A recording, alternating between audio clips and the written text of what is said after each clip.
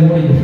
No nos dio a todos la voz de Gilson, ¿verdad? La voz de alguien así, pero Él nos dio una voz a nosotros. Y esa voz que nosotros tenemos, específicamente la que Dios nos dio, es para que la utilicemos también al servicio. No solo cantando, no solo gritando, sino que también como el Señor nos guía ahorita a través de nuestra pastora, profetizando, utilizando esa voz para lo que el Señor nos da.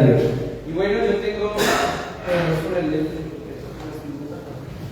yo tengo ahí un par de cositas que quiero decir antes de comenzar como tal con la palabra. Lo primero es que el pastor les manda muchísimos saludos. Les quiero recordar que él está en un momento de consagración. Él está ahorita enfocado en sacar de la mejor manera el tema el tema de Sabana y de Bogotá. Pero también quiero contarles algo que él me contó y que me autorizó para contarles. Él está ahorita en un tiempo en el que el Señor le está hablando de muchas cosas. Y bueno, él ahorita no está con celular, está apartado, tratando como desconectarse lo que más se pueda del mundo y tratando de enfocarse solo en la voz del Señor. Y el Señor es fiel con ese tipo de emoción y con ese tipo de consagraciones. Y el Señor le ha estado hablando. Y él me decía es que en oración el Señor le ha mostrado los colores de los que quiere que el Señor que pinte la iglesia. El Señor le ha mostrado cómo quiere organizar aquí enfrente de la tarima. El Señor le ha mostrado de qué tipo de madera quiere el Señor que se hagan las cosas acá. Entonces están pasando cosas. Están pasando cosas y el Señor está siendo fiel. Ustedes me van a decir de pronto, bueno, ¿y cómo así? Esto tan extraño que el Señor muestre y todo, pero en Éxodo 33 hay una historia y yo quiero que usted lo anote ahí, lo tenga claro, porque eso es lo que está viviendo nuestro pastor en este momento. Y en Éxodo 33, Moisés sube al monte y Dios le revela toda la visión del tabernáculo. Antes de que existiera el templo, el lugar santo, el lugar santísimo, solo existía un tabernáculo que era una especie de tienda, una carpa, en la que estaba el arca del pacto, en la que había los panes de la proposición y todo. Y esto se lo reveló el Señor en el monte. Y hagamos de cuenta como que nuestro pastor hoy se fue al monte, estos días ha estado así como que se fue hacia el monte. 40 días dice la Biblia que Moisés estuvo en ayuno, y me parecía curioso porque son como los 40 días de Jesús en ayuno en el Nuevo Testamento, pero 40 días estuvo allá.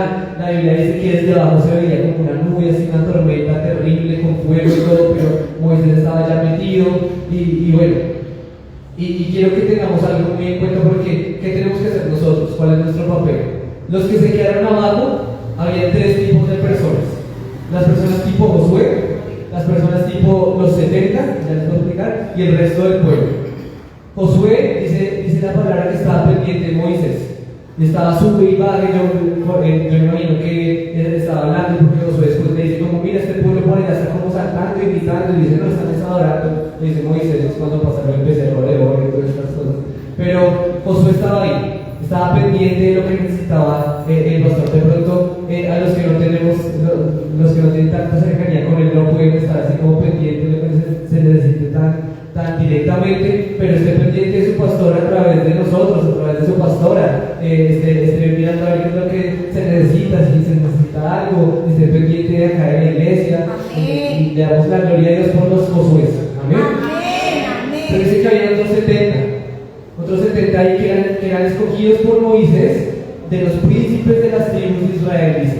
Eran escogidos por Moisés para que lideraran, para que estuvieran pendientes y para que organizaran el tema logístico mientras él no estaba. ¿Y sabe qué hicieron estos 70? Nada.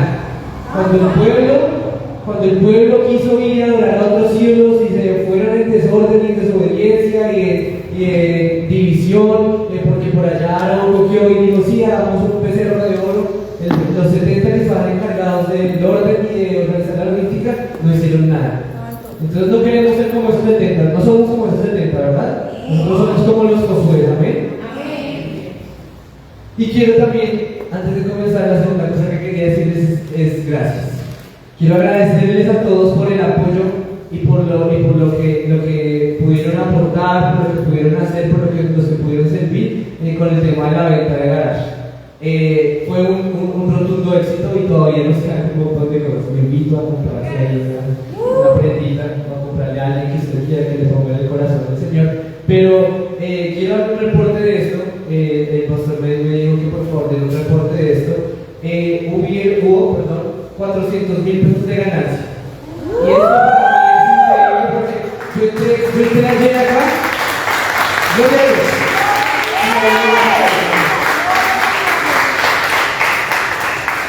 Yo entré ayer acá y vi todo ese montón de ropa y todavía colgada. Yo dije, no, vaya, o sea, no, nos faltó volantear, pensando en todo lo humano, ¿no?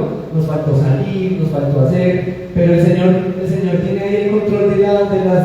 Es decir, el Señor da la visión, y esto fue una visión que dio el Señor, Él también da la provisión. Lo podemos ver. ¿Y qué se va a hacer con esto? Vamos a hacer las tarimas y vamos a comprar pinturas para pintar la iglesia. Amén. Entonces, todavía faltan otras muchas cosas. Falta una batería, de pronto un bajo, ¿cierto? Faltan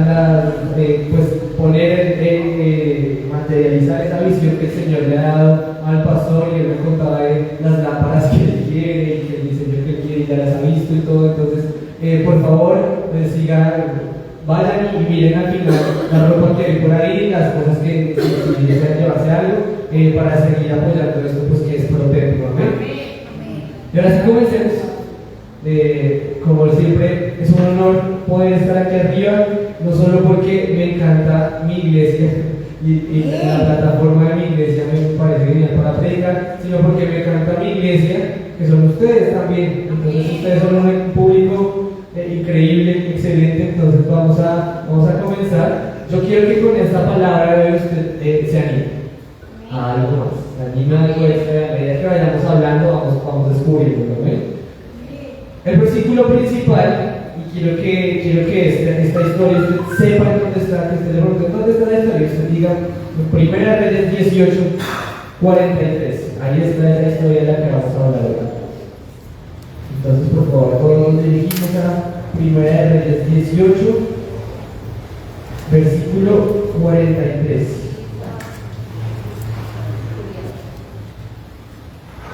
Está hablando Elías, acerca de Elías. Dice: y dijo a su criado, sube ahora y mira hacia el mar. No hay, y él subió el criado y miró y dijo: no hay nada. Y él le volvió a decir: vuelve 7 veces. Versículo 44 dice: a la 7ª vez dijo: yo veo una pequeña nube como la palma de la mano de un hombre, que sube del mar. Y él dijo: ve y di acá un censo creciente para que la lluvia no te ataque. El título de esta mañana, de la prédica de esta mañana, es una pregunta, es ¿hasta dónde? ¿Hasta dónde? Abre signo de interrogación. ¿Hasta dónde? Contiene la O, cierra signo de interrogación. Así es el título de esta mañana, ¿hasta dónde? Y quiero contarles un par de historias antes de empezar como a ahogar en el pasaje. Cuando yo entré a estudiar, el Señor, aparte de que aparejó todo el protocolo, el procedimiento para el ingreso a la universidad, también se movió sobrenaturalmente para el pago de la primera matrícula. Nosotros no teníamos lo que en ese momento eran 7.200.000 pesos, 7.600.000 pesos, me acuerdo, que era el pago de mi semestre. Mi proceso para entrar a la universidad fue todo como de la noche a la mañana. Entonces, obviamente no habíamos tenido el tiempo para ahorrar ni nada, ni siquiera sabíamos cuánto tocaba pagar. Entonces, necesitábamos un milagro, sí o sí. Y Dios hizo un milagro. Y pudimos pagar el primer semestre de la universidad. De pronto, no es de la forma más apropiada para muchos, pero lo pudimos pagar y pude estudiar el primer semestre. Y todo iba bien, excepto porque yo entré a estudiar en 2020. Entonces, fui un mes, 2 semanitas a estudiar, y llegaron las vacaciones de 15 días que terminaron siendo vacaciones como de 7 meses, llamadas pandemia. Entonces, entró pandemia en ese momento, el ingreso en la casa disminuyó bastante, me tocó aplazar un semestre, y cuando iba a volver a entrar al siguiente año, al segundo semestre, otra vez ocurrió el milagro. Y tampoco había plata, y entonces buscamos por aquí y por allá, y me aprobaron un crédito de ICT. Ustedes dirán: no, pues qué milagro, no, sí fue un milagro para nosotros porque no podía estudiar, y después sí pude estudiar. Entonces pero había una preocupación en nuestros corazones, porque las historias son como: después de 45 años de que me gradué, por fin terminé de pagar el ICT. y la carrera que costaba X ahora cuesta 7X, pero bueno, entonces nosotros le creíamos al Señor y sabíamos que si se había dado todas las cosas le ayudan a bien a los hijos de Dios, amén. Y nosotros creíamos en eso y bueno, yo estaba ahí orando y para el siguiente semestre yo decía como se va a acumular otros 7,5 y otros 7,5 y la deuda va a andar. Y cuando de la nada el presidente Duque en ese momento sacó una resolución. Y entonces que para las universidades públicas, las personas que estudiaran, que vivieran en el estrato 1, 2 o 3, entonces matrícula cero. Y yo hubiera salido un semestre antes, pero lo creía porque antes vivíamos en una casa que era estrato 2 y cuando salió esa resolución nos estábamos mudando a Casa Ipaquirá, que es un apartamento que no entra en esta regulación gubernamental. Y yo decía, baila, o sea, era perfecto, si hubiera pasado en otro tiempo, así me hubiera sabido esto, lo hubiera hecho de una forma distinta. Y entonces cuando de la nada me meto a revisar y decía como cargue documentos para matrícula cero. Y yo, bueno, pues señor, yo no sé esto, pues, ¿qué pierdo intentando? Yo subí ahí un par de PDFs, antes era subir unos PDFs, ahorita hacen cursos de bases de datos y todo, pero antes era como subir los PDFs y el recibo del agua. Y yo, pues bueno, ahí dice que estrato soy, yo no voy a mentir, yo no voy a hacer nada extraño y ahí mandé eso. Y entonces cuando de la nada me metí a revisar en el recibo y decía potencial beneficiario, ¿cómo así? O sea, si se puede, no entendía, y después revisé bien el correo que enviaron del instructivo y decía que lo que ellos tomaban en cuenta era el CISBEN. Y el CISBEN en ese momento estaba desactualizado, por culpa de ellos, estaba desactualizado, y tomaron en cuenta la anterior dirección de nuestra casa, o sea, como si estrato 2. Entonces pues pude acceder a eso y una vez que te lo dan, no te lo pueden quitar y ya queda ahí para toda la carrera. Pues yo le doy la gloria a Dios porque para mí eso fue una confirmación de que estoy estudiando lo que el Señor quiere que estudie. Amén. Hay días que yo digo, Señor, esto no es lo que yo quiero, pero es lo que el Señor quiere. Algo sucederá. Y algo así le pasaba a este Elías y al criar, al siervo de Elías. Dios había dicho, no va a llover. Y le dijo a Elías, profetiza que habrá sequía. Y profetizó, y sequía terrible en toda Israel. Y en ese momento el rey que mencionan ahí es el rey de toda Israel, que es el rey Acab. Y entonces todo el mundo estaba bravo con el profeta, con Elías, porque había profetizado, pues Dios es fiel a su palabra y pues había hecho sequía. Pero Dios le dice a Elías, bueno, ahora vuelve a profetizar porque va a llover. Y entonces ahí después de el versículo 41, el título que de ese pedacito dice, Elías ora por lluvia. Y no es, Señor, por favor, te pido lluvia, sino profetizando lo que el Señor ya le había dicho. Dice que habló y entonces estaba arrodillado en ese monte y dice que la cabeza la tenía dentro de las rodillas. ¿Alguna vez usted se ha arrodillado así, con la cabeza así metida en las rodillas? Yo creo que es la posición más incómoda y menos ergonómica de la historia, ¿verdad?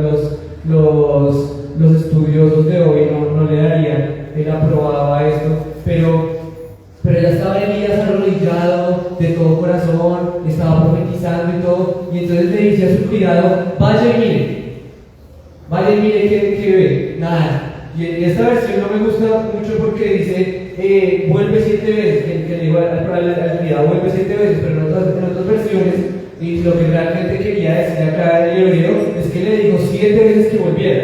No le dijo una vez que volviera 7 veces, no le dijo vaya 7 veces, sino que fue y volvió.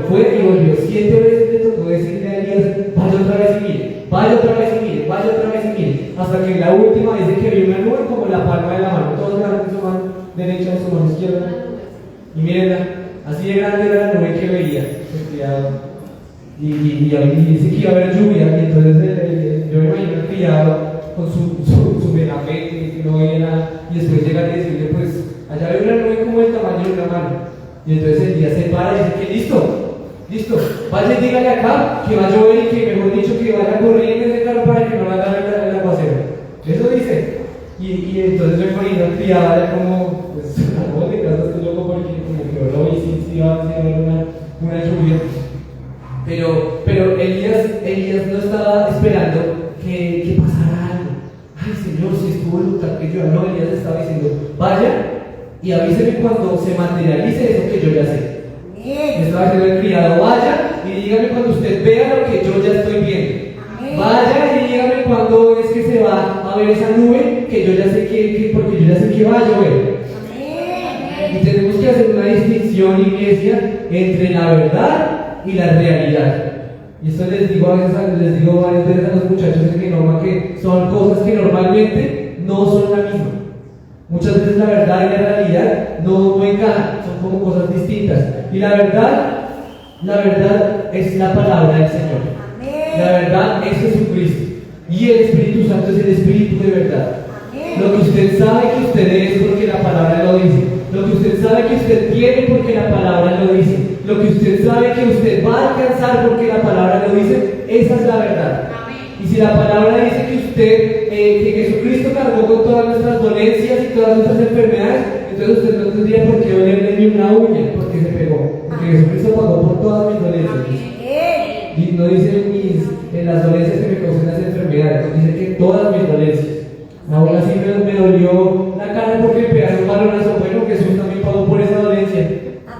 Por el dolor pagó eso, si suena extraño, suena ilógico, pero ese es nuestro Señor, el que murió y el que sufrió hasta la muerte y muerte de cruz, para que nosotros no tuviéramos que llevar en nuestra carne ningún tipo de peso por nuestros pecados. Y esa es la verdad, pero a veces la realidad no concuerda, ¿cierto? Y nosotros sabemos que somos prósperos. ¿Lo somos o no lo somos, iglesia? ¿Somos sanos? ¿Somos libres? Pero a veces como que la realidad no concuerda con eso, ¿verdad? Y en ese momento es cuando tenemos que tener la misma fe de Elías. No una fe puesta en un futuro allá probable que el Señor me dijo y yo sé que soy sano, Señor, sino que una fe puesta en una realidad, en una verdad que ya es. Dígale a la persona que tiene a su lado, ya es. Y ahora dígale a la otra persona del otro lado, ya es. Danita, ya es. Eso ya es. Amén. Eso que usted está pidiendo al Señor y que lleva años, ya es. Amén. Y debemos orar desde esa posición. No tratando de alcanzarlo, sino tratando de materializarlo. Tratando de que se manifieste en lo físico. Porque ya es. Eso ya existe. Ya nos pertenece. Amén. Es materialización, y voy a utilizar mucho esa palabra. Entonces, yo siempre que las primeras veces que la escuchaba, me acordaba de un superhéroe que se llama Linterna Verde. Entonces, este superhéroe tiene un anillo, y lo que él piensa, ese anillo lo hace ahí como en una aura verde. Y así mismo ese mismo poder tenemos nosotros. Lo que nosotros creemos, lo que nosotros confesamos, eso mismo se va a materializar en nuestra vida, así como ese anillo de Linterna Verde. Y Elías no se resignó a la primera. A la primera que él escuchó que el criado viene y dijo, no se ve nada. Él perfectamente pudo haber dicho, bueno, Señor, es tu voluntad que no llueva, muchas gracias, nos vemos mañana, yo voy a volver a hablar así de pronto. No, él ya sabía porque ya era. Ya Dios había dicho, ya Dios había hablado, ya Dios había dado esa palabra. Y entonces él no dijo como, bueno, muchas gracias, Señor, nos vemos dentro de 8 días en la iglesia para llegar a medio orar ahí más o menos. No, él dijo que él lo vio hasta que lo vio. Y dice que 7 veces, pero si la séptima vez el criado hubiera dicho lo mismo que no, 8 veces, y 9 veces, y 10 veces, hasta que se materializara lo que el Señor ya le había dicho, la verdad que él ya sabía. Amén. Y un pastor hablaba un poco acerca de este tema y decía algo que me impactaba. Y decía que el diablo sabe que a veces el diablo necesita tener un poquito más de paciencia que tú. Santo. El diablo sabe que a veces necesita tener un poquito más de paciencia que tú. Y nosotros nos rendimos muy fácil, iglesia. Pero ya no es así, amén. No, de aquí salimos, mejor dicho, resilientes, ¿verdad? De aquí salimos volando de acá. Pero no debemos dejar que el diablo sea más paciente que nosotros. El diablo sabe que, no, ese dura media hora ya. Al minuto 31 lo ataca. Al minuto 32 lo ataca. Cuando se despiste, no, tenemos que ser más pacientes que el diablo. Tenemos que desarrollar nuestra paciencia y que sea más grande que la del diablo, ¿verdad? Y tengo una pregunta. Esta pregunta la tengo aquí en negrilla. ¿Qué estamos dispuestos a hacer? ¿Hasta dónde estamos dispuestos a ir? ¿Qué tanto estamos dispuestos a ceder hasta que se manifieste lo que el Señor dijo que ocurriera? Mira, a veces nos toca ceder cosas, a veces nos toca ceder tiempo, a veces nos toca tener dinero, nos toca ceder dinero, a veces nos toca ceder dignidad, a veces nos toca ceder nuestro orgullo, a veces nos toca agachar nuestra cabeza hasta que se materialice eso que el Señor nos ha dicho que ya es, que el Señor nos dijo que ocurriría. No nos podemos rendir a la primera. Y hay veces que nosotros creemos que porque la respuesta de Dios no viene inmediatamente, entonces no era la voluntad del Señor. Señor, dime, Señor, si tú quieres que yo trabaje en este sitio, que es exactamente lo que yo quiero, que es exactamente para lo que yo he estudiado y que la remuneración es tremenda. Dime, Señor, si tú quieres que yo trabaje en esto. Y yo, no, gracias, no, nosotros te llamamos. Bueno, Señor, no era tu voluntad. ¿Hasta dónde está dispuesto usted a ir? ¿Qué tanto está dispuesto usted a luchar? ¿Qué tanto está dispuesto usted a ceder? Hasta alcanzar eso que el Señor le dijo que era suyo. Hasta alcanzar eso que el Señor ya entregó, hasta que se materialice eso. Cuidado con orar esperando que Dios cumpla un capricho. Y Dios nos consiente. Y Dios puede concedernos nuestros caprichos. Pero no podemos orar esperando eso todo el tiempo. No podemos, Señor, necesito esto y esto. Gracias y listo. Y no me lo dio. Yo sabía que eso no era para mí. Yo sabía que eso el Señor se manifiesta sobre las campañas de fe por allá en Bogotá, a las que van los jóvenes cada año. El Señor se manifiesta así como cuando empieza la pastora a orar en lenguas o algo así. Pero yo sabía que no era tu voluntad. No, hasta dónde no nos sentamos en la primera. Y quiero que leamos esto, 1 Timoteo 1:18. Le está hablando Pablo a su discípulo Timoteo y dice algo tremendo. Y esta palabra me impactaba y yo le decía a mi hermano por algo que el Señor le estaba hablando a él y el Señor me ponía en el corazón como esto es algo que tenemos que hacer. 1 Timoteo 1:18 dice, este mandamiento, ¿este qué? Mandamiento. Esta sugerencia, no. Esta opción te doy, no. Este mandamiento, hijo Timoteo, te encargo para que conforme a las profecías que se hicieron antes en cuanto a ti, milites por ellas la buena milicia. El Señor, el Pablo acá está diciendo que la batalla que tú tienes que dar es parecida a una militar, a una cosa militar. Es algo que tú te tienes que parar firme, con fe en las profecías que se hicieron en cuanto a ti, en todas esas palabras que el Señor te ha dado, en todas las promesas que el Señor te ha entregado. En esto tienes que militar, en esto tienes que pararte firme, decirle al diablo, usted no tiene autoridad sobre eso, usted no tiene que estar aquí molestando. El Señor me dijo que me iba a entregar esto y me lo va a entregar. Amén. Tenemos que creer en lo que el Señor ha dicho de nosotros, pero debemos hacerlo de una manera activa. Yo sé que si yo le pregunto a cualquiera de acá, ¿usted cree en lo que el Señor ha dicho? ¿Usted cree en la Biblia? ¿Usted cree en Dios? Sí, yo creo. Amén. Y yo creo que sí cree. Amén. Yo le creo, pero tiene que demostrarlo y tiene que usted pararse firme y pelear esa batalla. Amén. Y pelear eso hasta que se materialice. Amén. Es que no estoy seguro si el Señor me dijo, no, bueno, asegúrese. Y cuando se asegure, no pare hasta que suceda. ¿Por qué? ¿Por qué vamos a parar? Si Elías hubiera parado, probablemente Israel se hubiera muerto de hambre porque había mucha sequía. Él estaba de rodillas allá. ¿Cuánto tiempo estaría orando ese man allá? Estaba de rodillas y todo, hasta que oró, hasta que sucedió. Hasta que se materializó, porque en realidad ya había sucedido. Leamos Hebreos 6:18, por favor. A mí me gusta este versículo de la traducción viviente, pero lo encontramos también en la que tenemos acá. Hebreos 6, versículo 18. Y yo sé que usted sabe eso.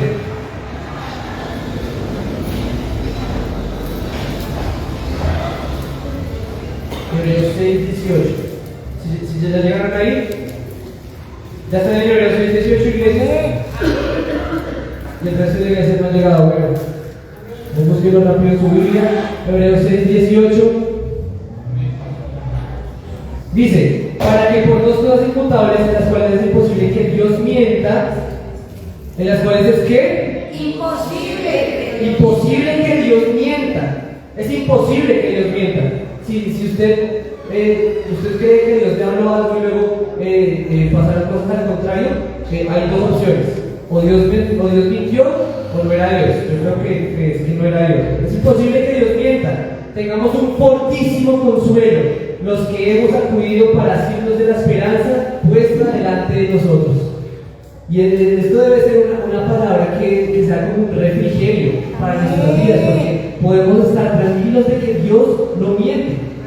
Y no solo no miente porque no quiera mentir, no quiere mentir, sino porque es imposible que Él mienta. Así como para nosotros es imposible salir volando de acá, no está en nuestra naturaleza, así mismo es imposible que Dios mienta. Dios no puede mentir. Todo lo que sale de su boca es verdad.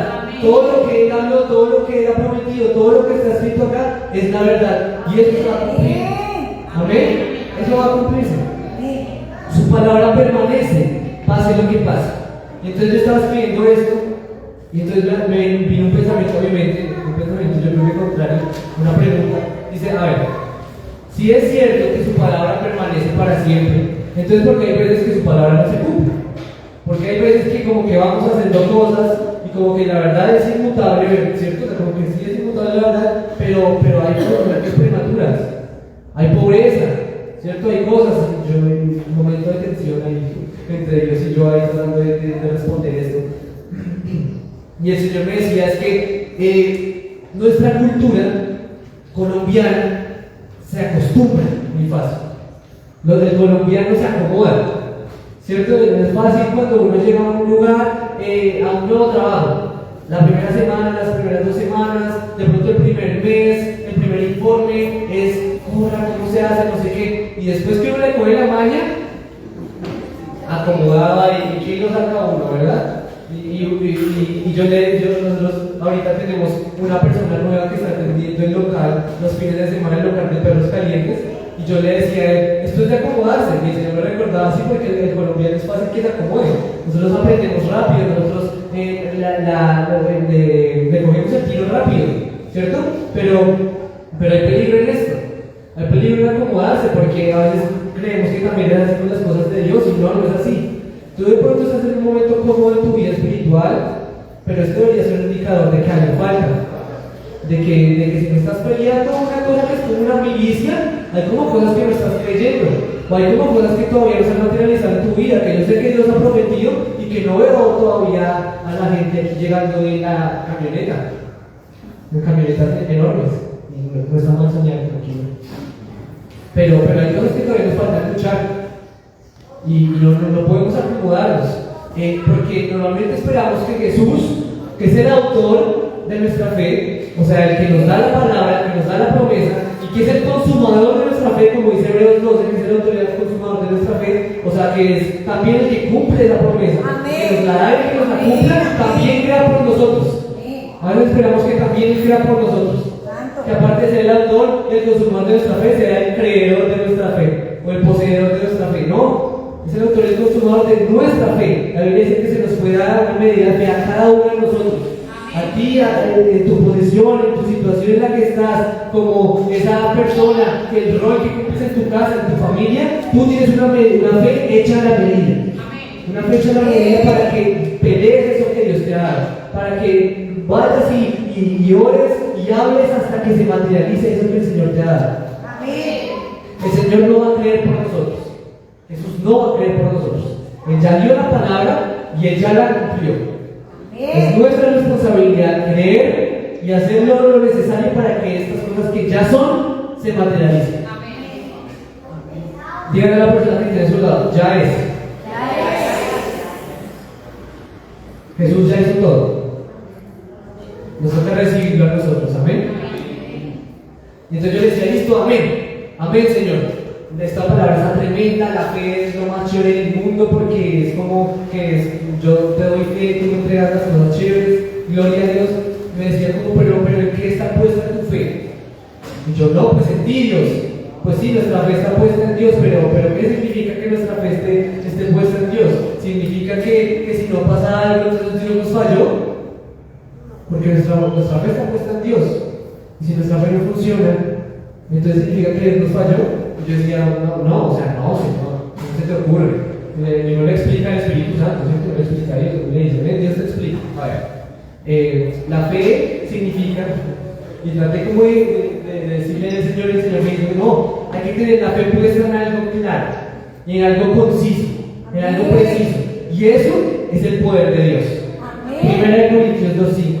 Y quiero que este versículo sea, mejor dicho, si usted va a publicar un versículo en sus estados de WhatsApp, si usted va a tuitear por ahí un versículo, o si quiere cambiar su descripción en Instagram de lo que el Señor le habla, Primera de Corintios 2:5. Para que vuestra fe, para que nuestra fe no esté fundada en la sabiduría de los hombres, sino en qué, iglesia? El poder de Dios. Diga conmigo, iglesia, poder de Dios. Poder de Dios. Yo escucho a la iglesia como en la derecha. No sé si en la iglesia también, en la parte izquierda. Poder de Dios. Poder de Dios. Nuestra fe debe estar fundada en el poder de Dios. No en la sabiduría de los hombres. Si Pablo hace esta aclaración ahí, esta distinción, es porque es muy fácil confundirla. Confundir esto. Es muy fácil que en la sabiduría humana suene el poder de Dios. Es muy fácil que el consejo que le dan a usted, no, eso no lo haga así. Venga, yo le explico cómo. No, es que eso no se hace así. Eso lo hemos hecho toda la vida así. No, venga, hacemos aquí una cosita y ya. A veces la sabiduría humana suena muy parecida al poder de Dios. Y es muy fácil que nuestra fe se funde en esa sabiduría humana. Es muy fácil decirle al empleado como, ¿usted qué cree? Y que el empleado le diga alguna vaina y entonces mi fe se pone en eso. O decirle al papá o a la mamá, mira, es que tengo esta situación y el papá la aconseja y gloria a Dios por los papás. Y yo creo que los papás que se dejan guiar por el Espíritu Santo son el mejor consejero que hay en esta tierra, pero cuando no, nuestra fe está fundada en la sabiduría humana y debe estar fundada en el poder de Dios. Y nosotros sabemos qué es lo que Dios ha dicho, que va a hacer con la iglesia y que la gloria se va a manifestar, ¿verdad, iglesia? El año de la gloria de Dios. Se va a manifestar la gloria en este lugar y vamos a ver milagros, y vamos a ver sanidades, y van a ocurrir cosas, y gente va a entrar enferma y va a salir sana, y gente va a entrar pobre y va a salir próspera, y gente va a entrar atada y va a salir libre. Y yo sé que eso pasa, yo sé que eso es así, pero estas cosas ya son. Este poder ya está aquí. Y estuvo ayer y estará mañana. Ese poder ya habita dentro de nosotros, ya está dentro de nosotros. Esa gloria que se va a manifestar, ya se quiere manifestar, ya se puede manifestar, pero debemos hacer lo que nos corresponde. Debemos ejercer activamente esta fe. Dice la palabra de Dios que no me acuerdo bien específicamente cómo dice la versión, pero dice como que no dejes que se apague tu profesión. Lo que a ti te corresponde, y la pastora nos enseñaba que profesión también es confesión. Y no dejes que esto que el Señor te ha entregado, no dejes que esto que el Señor te ha dado se apague en tu vida, porque no pasó a la primera. Es el poder de Dios que va a hacer que las cosas se materialicen. Ese anillo como el linterna, es el poder de Dios el que hace que las cosas se materialicen. Nosotros lo recibimos por fe y por fe oramos y peleamos hasta que ese poder el poder de Dios lo materialice aquí en la tierra. ¿Qué otro poder humano podría hacer lo que nosotros estamos esperando que suceda? ¿Qué otro poder humano puede hacer que se cumplan las promesas que el Señor nos ha entregado? Ninguno. El único es el poder de Dios. Nuestra fe debe estar puesta en que el poder de Dios en su momento va a hacer que se materialice eso por lo que estamos creyendo. Amén. Ese mismo poder que levantó a Jesucristo de los muertos vivifica nuestros cuerpos mortales, dice la palabra de Dios, y habita en nosotros. Y yo les decía algo a los chicos en el ensayo el viernes. Les decía, nosotros tenemos fe en lo más difícil. Tenemos fe en que Jesús va a regresar por su iglesia. ¿Cuántos tienen fe en que Jesús va a regresar por su iglesia? En que vamos a ir, no sé, a las bodas del Cordero, ¿verdad? Y que vamos a pasar un tiempo maravilloso en su gloria, allá en el cielo, amén. Creemos que tenemos fe en esto, y eso es lo más difícil. ¿Cómo va a pasar esto? ¿Cómo se va a materializar? Ni siquiera nos importa cómo pase. Eso es la fe. Tenemos fe en lo más difícil, tenemos fe en que va a llegar Jesús sabrá cómo, nos va a llevar, Él sabrá cómo, a un sitio por allá, Él sabe cómo, y no nos preocupamos por esto porque tenemos fe en esto, tenemos fe en lo más difícil. ¿Qué va a suceder? ¿Qué es eso? ¿Por qué no tenemos fe en lo más fácil? En que toca pagar el arriendo, en que toca pagar las deudas, en que van a suceder las cosas que se parecen imposibles, pero que si las comparamos con que llegue el Señor Jesucristo del cielo y se llega todo el mundo para arriba, no son nada. Esas son las cosas pequeñas en las que también debemos creer. Y que no nos debe tampoco importar el cómo, así como uno no se preocupa. Señor, explica. ¿Qué tanto porcentaje de tu poder tienes que utilizar para llevarte a tu iglesia a cada día? No, a uno no le importa eso, uno sabe qué va a pasar porque el Señor lo dijo. Asimismo, la promesa que el Señor te entregó, tú tampoco te debes preocupar por el cómo. Tú debes preocuparte por orar y por orar y por orar hasta que se materialice. Así como el rapto, tenemos que orar y orar hasta que el Señor venga. Amén. Amén. Entonces yo tengo dos cosas que debemos hacer en la iglesia. Fácil. Aplicativo. Las dos cosas que tenemos que salir haciendo de acá. Las cosas que ustedes tienen que hacer a lo largo de la semana. A lo largo de la vida, yo quiero. Son. Yo cuando lo escribí puse orar y hablar. El Señor me dice, no, porque Dios ya ora y habla. Nosotros ya oramos, hablamos sobre eso. No dejar de orar es la primera. Y no dejar de hablar es la segunda. Ya le explico la segunda. No se acerca el chisme, no dejan de hablar. Pero no dejar de orar, dice Romanos 4:17, que Dios es quien llama, es el que da vida a los muertos y que llama las cosas que no son como si fuesen.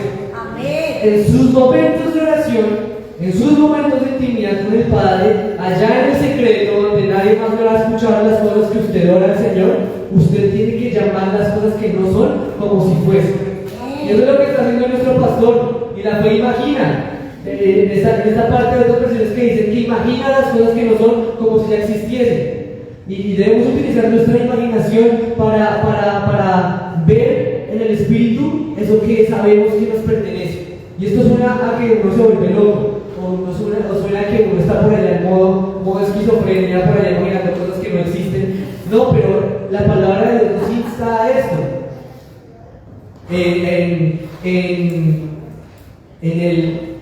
En la iglesia a la que nuestros pastores están asociados, ellos tienen un ministerio de misiones muy bacán. Ahorita están en una misión en Amazonía, en el Amazonas. Están en Perú, en Brasil, acá en Colombia y todo. Y entonces el Señor le dio una palabra al pastor de estas misiones y le dijo que iban a ir a una misión cada mes. Y al inicio solo iban a una misión por allá cada sabe cuánto, y ahorita casi son cada mes, todavía no han llegado a cada mes, pero uno de los servidores le preguntaba al pastor cómo que se siente que esté viendo esto por lo que el Señor ya le había hablado. Y él dice como que era un gozo, se siente un gozo, pero no un gozo del 24 de diciembre que es como un gozo eufórico, un gozo preocupado porque la cena, porque los regalos, porque la niña, porque el sueño, porque no sé qué, ¿cierto? Que es un gozo así como a 200 kilómetros por hora, sino un gozo del 25 de diciembre, cuando uno se levanta por allá a la 1:30, a las 2 de la tarde, ¿cierto? A comer el recalentado del día anterior, ¿verdad? Pero es un gozo como tranquilo, un gozo como sucedió, ¿cierto? Como ya pasó, gloria a Dios, podemos estar tranquilos, no estar pijama todo el día, ¿verdad? Es un gozo delicioso. Así mismo pasa cuando usted reciba eso que el Señor ya le entregó, así mismo debe pasar. No un gozo como, uy, gracias Señor, ¿y ahora qué hago? No, gracias Dios porque ya se materializó esto que ya había visto. Mejor dicho, que cuando Dios le entregue, cuando se materialice eso por lo que usted está creyendo, no sea la primera vez que usted ya lo haya visto. Amén. Y saben, yo cierro los ojos a ver y imagino mi camioneta y cualquiera frente de la iglesia. Y yo cierro los ojos y hoy que llovió, que no tenemos el aforo completo, yo cierro los ojos y veo un montón de sillas acá. Digo, Señor, se nos queda chiquito este espacio para todo lo que es y le damos la gloria a Dios por don Germán y por este sitio, gloria a Dios, pero se nos queda chiquito para todo lo que el Señor nos ha entregado. Hay que visualizarlo, iglesia. Si usted cree que es volverse loco, pues vuélvase loco.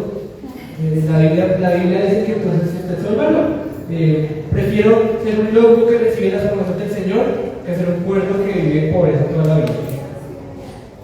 Y hay un tip acá en nuestras oraciones. Ponemos una vez pidiendo y el resto de veces agradeciendo. Amén. No sería lógico que yo le pidiera un saco prestado a alguien cuando ya me lo preste y le diga, ¿me prestas tu saco? ¿Me prestas tu saco? ¿Me prestas tu cada vez que nos viéramos, ¿cierto? Así mismo con el Señor. Señor, te pido por favor, ayúdame. No, ya, listo, sí, ya lo ayudo. Agradezcanme hasta que se materialice. Amén. Una vez pidiendo y el resto es agradeciendo. Y lo segundo, no dejando de hablar. A veces las palabras se nos dificulta que salgan de nuestra boca. Pero si nos ponemos a pensar, es mucho más lo que ganamos que lo que perdemos. Les voy a decir que perdemos. Perdemos dióxido de carbono. ¿Sí? Cuando exhalamos, perdemos dióxido de carbono. Perdemos saliva. De pronto, y malgastamos, no malgastamos oxígeno. No digan eso. Pero perdemos tiempo al hablar y de pronto perdemos, ya, digamos que a grandes rasgos. Pero ¿qué ganamos cuando hablamos? Pues podemos ganar contactos, podemos ganar el amor de una persona, ¿cierto? Cuando hablamos. Si tú no le dices te amo a la otra persona, realmente la amas, pues no te demoras diciendo nada te amo. Cuando hablamos estamos demostrando como lo que hay en nuestro corazón. Pero hay que ser intencionales en que hablemos eso que ya es. Dile a la persona que tiene a su lado, ya es. Ya es. Y tenemos que hablarlo. Sí, es bueno imaginarlo, necesitamos visualizarlo, pero tenemos que hablarlo. Y que la gente a nuestro alrededor se entere de que sí, estamos locos. De que podrían medicarnos si no encontrarían nada en nuestra cabeza, pero si encontraran algo en nuestra cabeza habría una explicación lógica, ¿sí? de eso. Porque sí pareciera que fuéramos locos, sí pareciera que viviéramos vainas, sí pareciera que viviéramos en un mundo que no es este. Y gloria a Dios por eso, porque horrible es el mundo y todo lo que está pasando. Pero usted diga, allá está mi cara, dígalo. Sí, amén, gloria a Dios, pero tiene que decirlo, tiene que decir lo que el Señor le ha mostrado, y tiene que decir lo que el Señor le ha dicho, amén.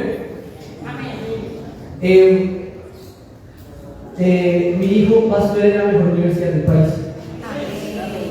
Mi hijo tiene cupo en la mejor universidad del mundo.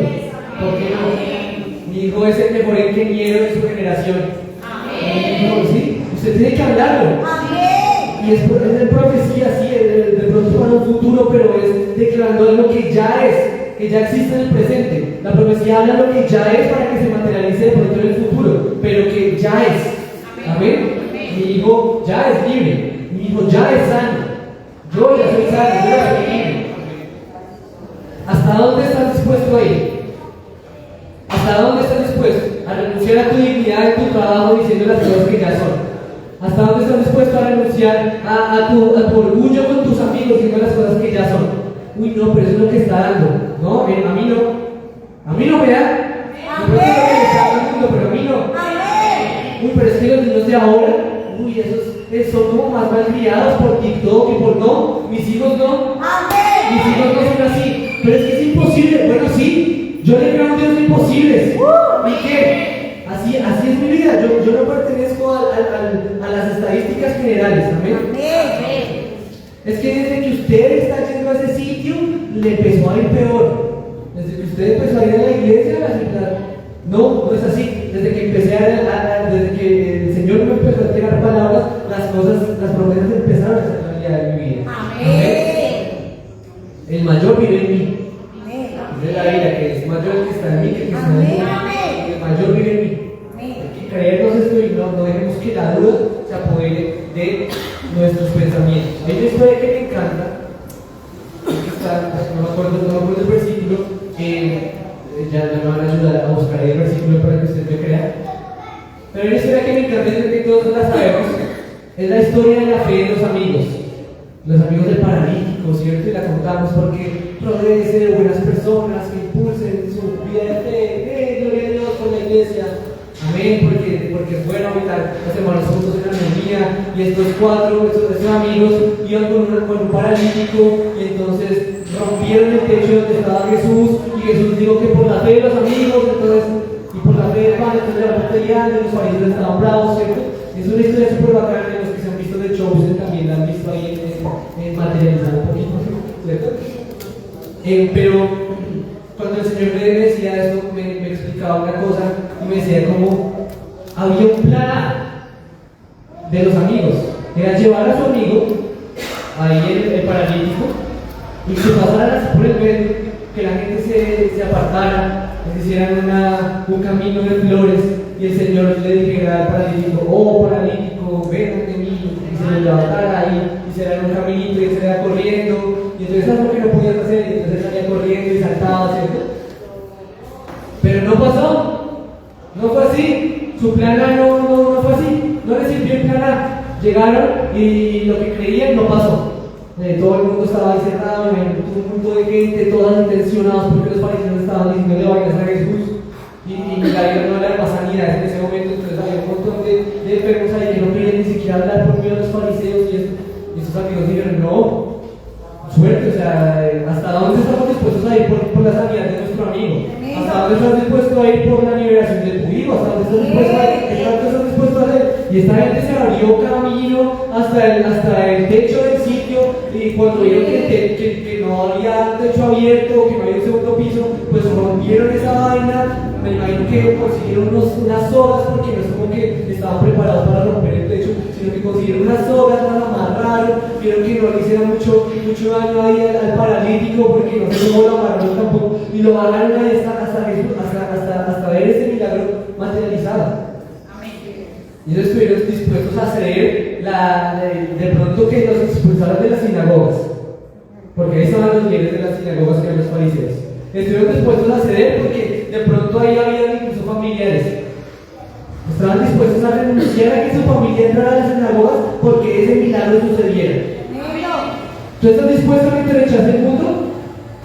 ¿Estás dispuesto a que te echen del trabajo? No estoy profetizando esto sobre la vida de nadie, sino que debemos estar dispuestos a que estas cosas pasen. Lo que gloria es porque no va a pasar. Pero si pasara, estaríamos dispuestos a que sucediera por ver mi milagro. Si el Señor te ha puesto en tu corazón que ores por una persona en tu trabajo y ores por esa persona y se sanan y los echan del trabajo a ambos, ¿estarías dispuesto a hacerlo? Y eso es lo que tenemos que pensar y salir de aquí con esto. Yo le pido el favor que nos coloquemos sobre nuestros pies.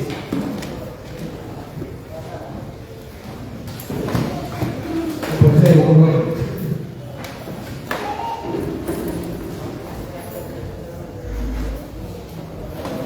algo como de que hasta donde estás dispuesto a ir.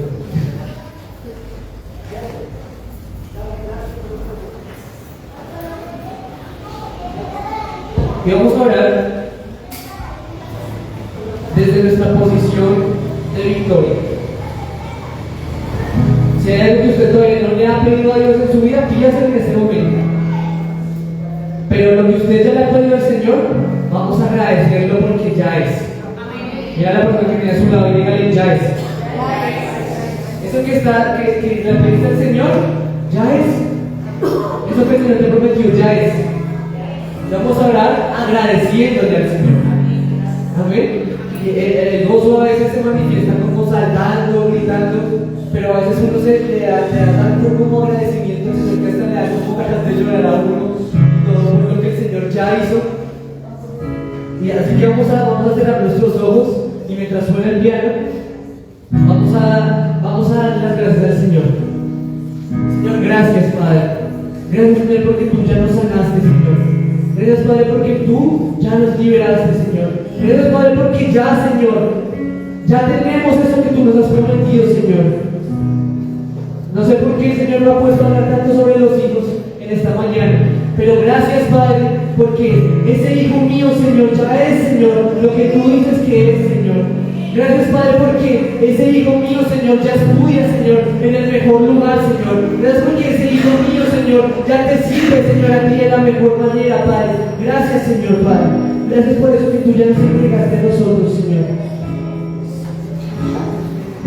El Señor en esta mañana quiere materializar algunas de las cosas que Él te ha prometido. Y qué mejor espacio para que se materialice un milagro que esta su casa. Así que